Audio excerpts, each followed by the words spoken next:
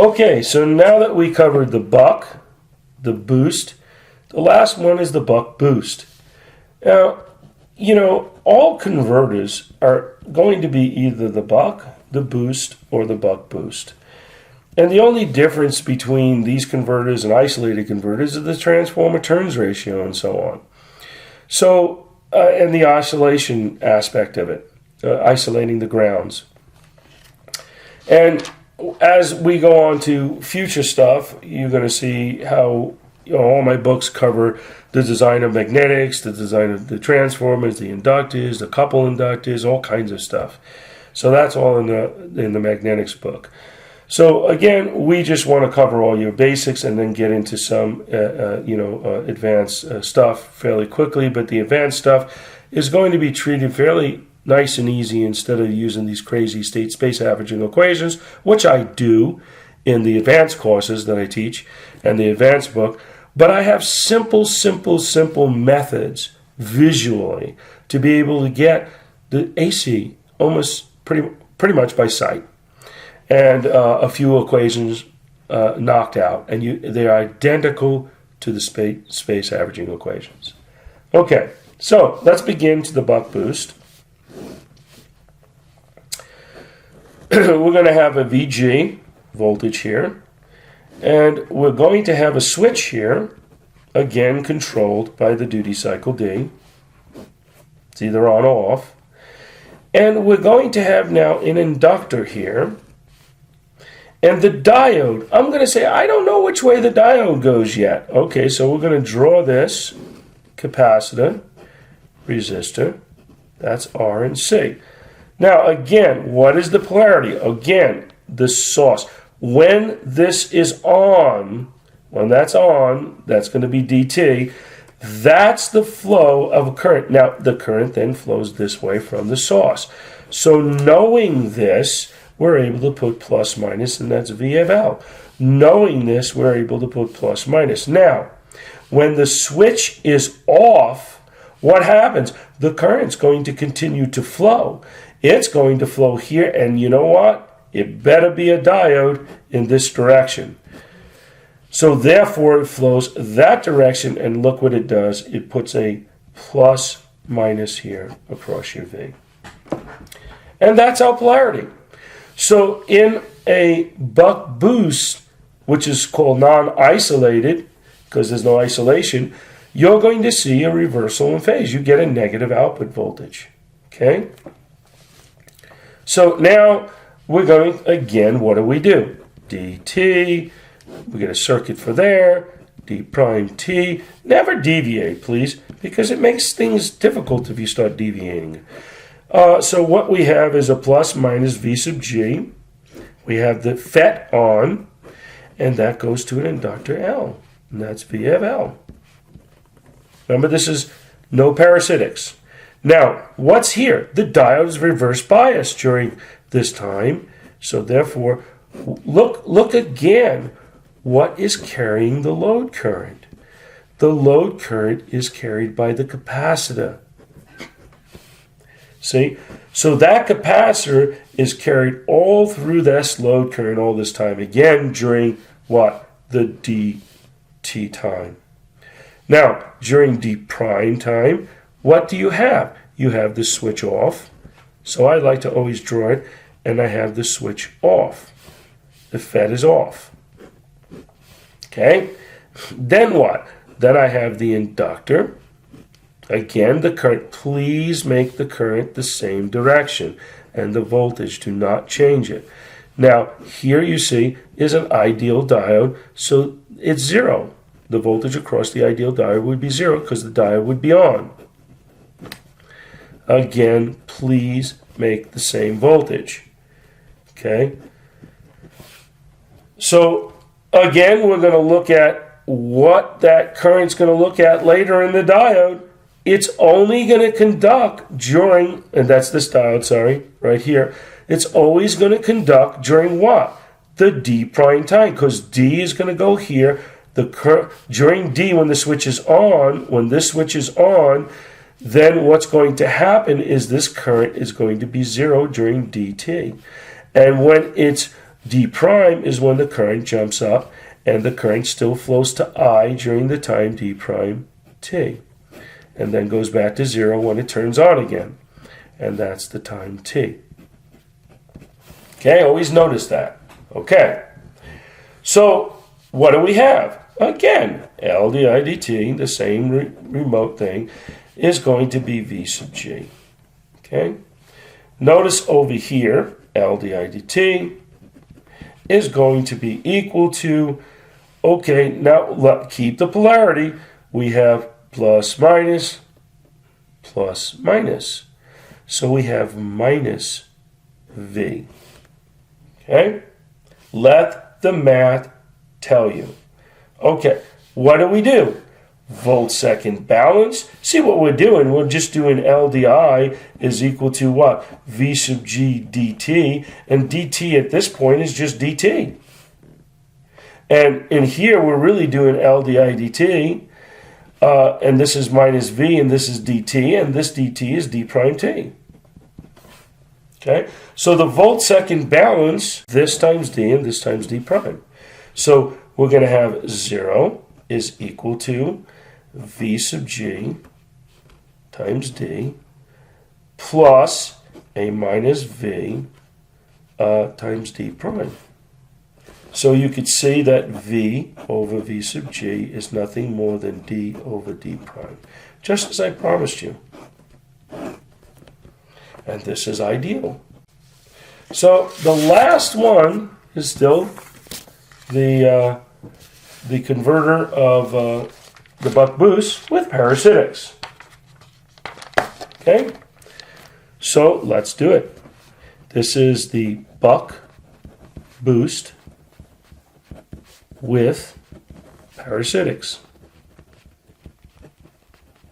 Okay, so we have a VG voltage again.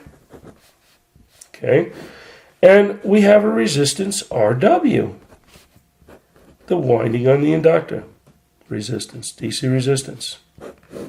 Or at higher frequency, it could be the AC, VL. Again, we know now which direction it flows because we solved it for ideal. It's not going to change directions because it has parasitics. So we know the current right away is down here, and so we can draw our polarities right away. We don't have to waste time. Now, we have a diode, and we know the diode current's going to continue to flow in this direction, so we know it's plus minus VD, and that's of course during D prime time. And this is going to be plus minus, and this is going to be the R diode resistance. And then we have a capacitor, and then we have a resistor. And we know polarity is this way because we established that before. So we know which way the currents are going to flow. Okay, so again, we do the same thing. We say, okay, how about for D, T, and then for D prime, T? We split the circuits, and we do the same thing over and over again. So we notice that this here, sorry, I have to draw something here. I messed that up. I forgot my switch. That's D. Okay? So, and of course the current's going to flow across here through RDS on, only when the switch is on. So now I come back and I come back here and I have a V sub G, and I have an RDS on, and I have an RW, and I have a V sub L. Okay, and the output section, remember the diode is open circuit, and the output section has to be supplied by the capacitor. This is during D period, DT. So the capacitor has to supply that total current. Okay? The current's going to flow this way. That's I. Remember, I is always the inductor current, not the output current. Okay. Next, we see the switch is open. When the switch is open, that's infinite resistance there. And then we're going to have what? We're going to have the RW. we're going to have the inductor, and we know the current's the same direction, please. Okay. Then we know we're going to have a drop VD here, and the RD, the diode resistance, and the capacitor, and the resistor R. And here's LV, plus, minus. Always keep the polarity the same. Of course, this is our ground, this is our ground. Okay, so we do the same thing over and over, and I hope this is monotonous for you, because then this is kind of cool. You learn it. LDI to T is equal to what? What's the voltage across here? Just a voltage around the loop. What's this voltage around this loop? What's the voltage across the inductor? That is not what we're looking for. Well, it's just V sub G minus I RDS on minus I RW. Okay? Now, what is it here? LDI to T for D prime T. Then the same thing. I want to look for the voltage across VL. I see this is plus, minus, plus, minus, plus, minus, plus, minus, plus, minus. So this is minus all this when you bring it to the other side.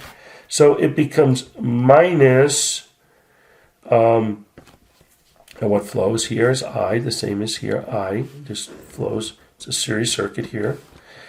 And of course, the average current goes here, and the ripple current, you want to go into the capacitor. So now we have the equation of minus I RW plus, because I put the minus outside, I RD plus VD plus V. Okay? Now again, what's the value of I, the current? If we look at that current, again it flows during the D prime T period, and the value is I, so the average value of this current, average value of I average, is going to go into the load, because V is a constant voltage and V over R is the current. And that is going to be equal to V over R, but the I average is this average current, and that's equal to I D prime. Okay? And that's the average current, because it is during D prime T over the total time T, which is defined as the average. Okay? So therefore, once again, we have I is 1 over D prime V over R. We able to plug these values into here, and then multiply this term by D and this term by D prime, and we solve the equation. Again, in my book, sorry, keep mentioning that, but because I'm not going to go over the details, it's all in the book in the details. And the V over V sub G, and it's just algebra for here on, and I'm not teaching algebra, I'm teaching how to design power supplies. So this is going to be D over D prime, and that's how I'm going to split it when you actually solve this, and you're going to have an equation that has 1 minus D prime over D, and it's going to be VD, no surprise, over V, divided by, and this should be no surprise here either, 1 plus RW, because it always sees it during D and D prime, plus D RDS on, because it only sees it during D time, the RDS on, plus D prime R sub D, because it only sees it during D prime time, divided by D prime squared R. Again, this is the output. Sorry, I don't want to put 0. The output over the input voltage is equal to D over D prime times the efficiency. And this is the efficiency for the buck boost converter. Again, in my notes, you could plot this as efficiency duty cycle, and then another one as output to input voltage versus duty cycle, and you'll see something kind of appearing across here that kind of looks like this. When you start to do the plots, also asymptotically going to this one, this is 1. And these other plots, you're gonna come up something like this, and it's gonna be somewhere like this, going asymptotically again equal to 1.